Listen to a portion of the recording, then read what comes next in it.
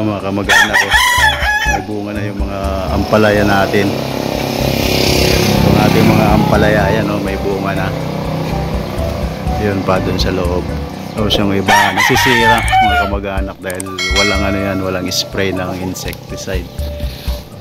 May mga insektong tumutusok sa kanila kaya hindi lumalaki. Pero dun sa taas mayroong malaki mga kamag-anak.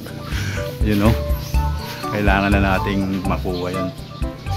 Baka mainog lang. Kailangan na nating kunin yun. Pero paano natin kukunin? Pag sinungkit natin yun, malalaglag. Tapos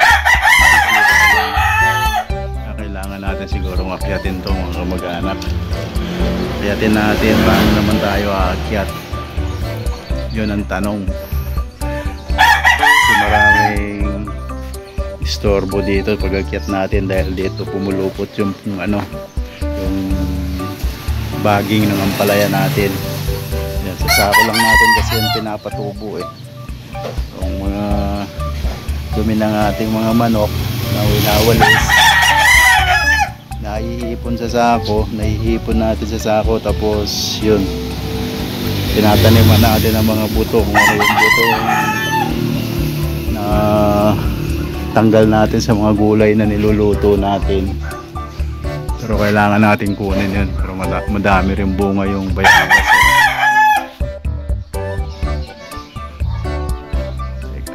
Paano tayo makakaakyat dito?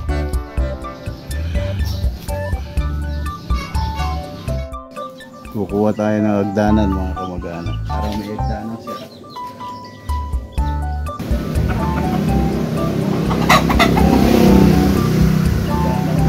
Dito mga kamag-anak, subukan natin ito para magamit natin para makaakit lang tayo dito.